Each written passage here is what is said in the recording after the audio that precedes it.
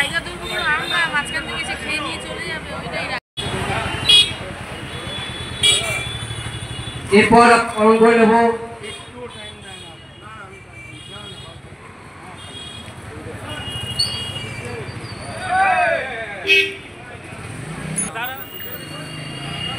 নির্বাচন করে থাকবে।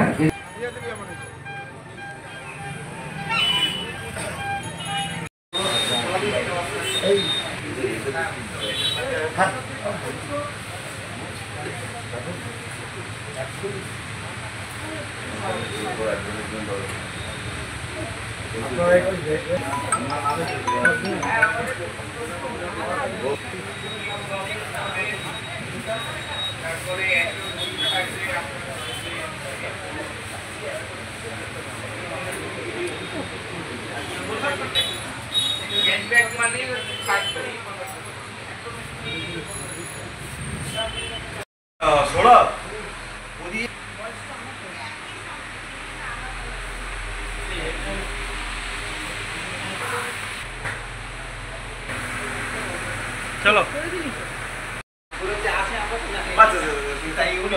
উপরে যাচ্ছে কেন নিচ্ছে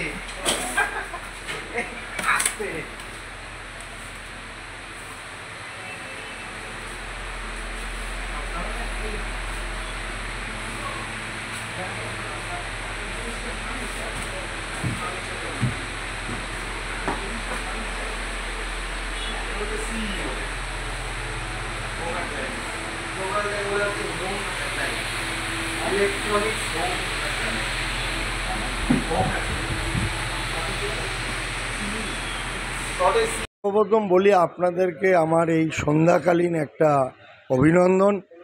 একদিন আগেই আমরা বিধায়ককে দিয়ে এবং আমাদের লোকাল চেয়ারপারসনদের দিয়ে আমি স্টেজটা ওপেন করে নিলাম। আপনি যেটা প্রশ্ন করলেন বাচ্চাদের সামগ্রিক দেওয়ার, এর একটা ইস্যু।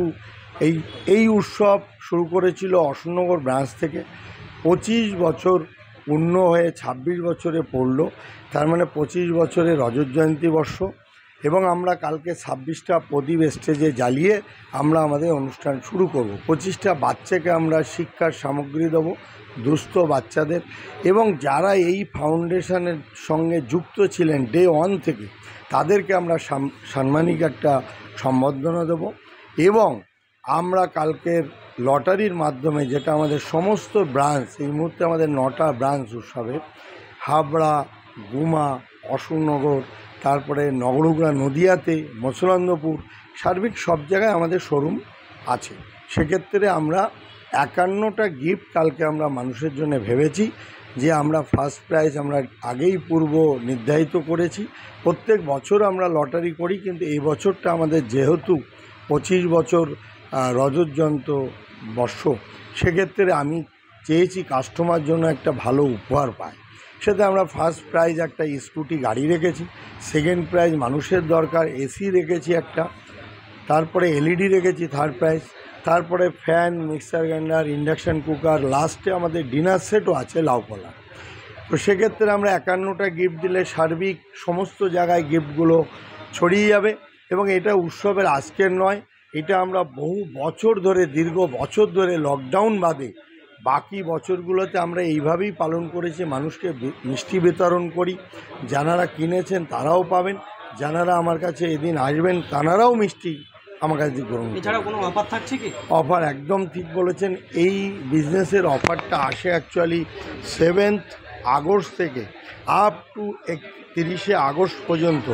আমাদের কিন্তু এই অফারটা প্রত্যেক বছরই কোম্পানিও সহযোগিতা করে, আমরাও আমাদের কষ্ট অফারটা আমরা শুরু করি। শুধু এইটাই উৎসব এখানে নয়, উৎসবে পাওয়া যায় না এমন কোনো জিনিসও নেই, যে আপনি যা মুখ দিয়ে বলবেন আমি দিতে পারবো। আপনাদের ঠিকানা? আমাদের ঠিকানা এটা হচ্ছে অশোকনগর গোলবাজার মেন রোড, এটা নর্থ 24 পরগনা। এবং এইখান থেকে আমাদের পথ চলা শুরু। আজকে আমাদের কাছে আমরা কিছু করি আর না করি, অন্তত 150 ফ্যামিলি আমার উপরে জীবিকা নির্বাহ করে, এটা আমার সবচেয়ে বড় পাওনা। আপনাদের একটা যোগাযোগ নাম্বার আমার পার্সোনাল নাম্বার আমি দিতে পারি, যে কোনো লোক কথা বলতে পারে। দোকানের নাম্বার দিচ্ছি আগে, 8637016618। আর একটা নাম্বার হচ্ছে 9333214628। আপনার প্রতিষ্ঠানের নাম কি? উৎসব, অনলি উৎসব। আর আপনার নাম? আমার নাম গৌতম সাহা। আমি দীর্ঘ 26 বছর ধরে এই ব্যবসার মধ্যে জড়িত। Thank you. এটা ভালো লক্ষণ। সমাজ যে অবক্ষয়ে তলিয়ে যায়নি এটা তার নিদর্শন যে একটা ব্যবসায়িক প্রতিষ্ঠান তারাও কিন্তু সবার তো আর সিএসআর থাকে না, তথাপিও এরা মানে নিম্ন মধ্যবিত্ত ব্যবসায়ী বলা যায়, এখনও মাঝামাঝিতে পৌঁছয়নি, তথাপিও তারা কিন্তু লাভের একটা অংশ কিভাবে সমাজ কল্যাণে ব্যয় করা যায় সেই ভাবনা চিন্তার জন্য সত্যি আমার ভালো লেগেছে যে উৎসব সেই কাজটা করছে। দ্বিতীয়ত হচ্ছে আপনারা জানেন যে আগামীকাল আমাদের দেশের ৭৯তম স্বাধীনতা দিবস। এই স্বাধীনতা দিবসের প্রাক্কালে আমি আমাদের উত্তর ২৪ পরগনা জেলা, অশোকনগর বিধানসভা, পশ্চিমবাংলা এবং ভারতবর্ষের সমস্ত মানুষকে আমার হৃদয়ের শুভেচ্ছা, অভিনন্দন, বড়দের আমার প্রণাম, আমার সালাম, ছোটদের আমার শুভেচ্ছা ভালোবাসা জানাই। পাশাপাশি আজকে অঙ্গীকার করবার দিন, শপথ নেওয়ার দিন যে কোনো মূল্যে আমাদের এই দেশমাতৃকা ভারতবর্ষ এর অখণ্ডতা, সার্বভৌমত্ব যাতে কোনোভাবে বিঘ্নিত না হয়। নানা ভাষা, নানা মত, নানা পরিধান, বিবিধের মাঝে দেখো মিলন মহান। এই মিলন সমস্ত জাতি, সমস্ত ভাষা, সমস্ত বর্ণ, সমস্ত খাদ্যাভ্যাসের মানুষগুলোকে যাতে একসাথে আমরা রেখে দিতে পারি, এই তেরাঙ্গা ঝান্ডার তলায় দাঁড়িয়ে এ হোক আমাদের অঙ্গীকার, এ হোক আমাদের সংকল্প।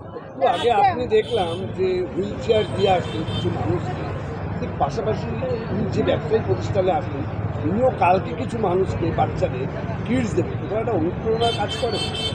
নিশ্চয়ই কাজ করে। দেখুন, এটা তো ওপেন ব্যাপার। আমি তো মাইকেই বললাম যে আমার প্রফেশনের থেকে যে সাম্মানিকটা পাই, আমি যে একটা ফিল্ডে, বিশেষ ফিল্ডে কাজ করি, তার থেকে যে সাম্মানিক পাই সেই সাম্মানিকের পুরো টাকাটাই দিয়েই আমি এটা করেছি।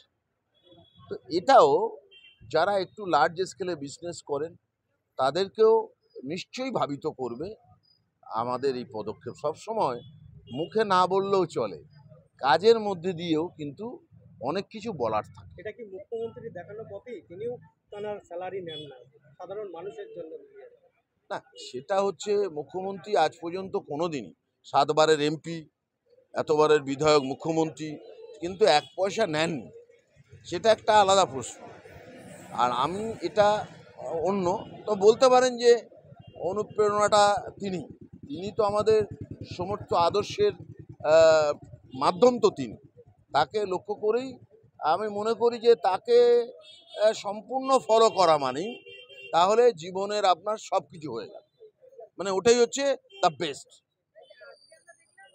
এটা তো হওয়া উচিত যে মাতৃভাষা, মাতৃদুগ্ধ, বাংলা ভাষায় আমরা কথা বলি।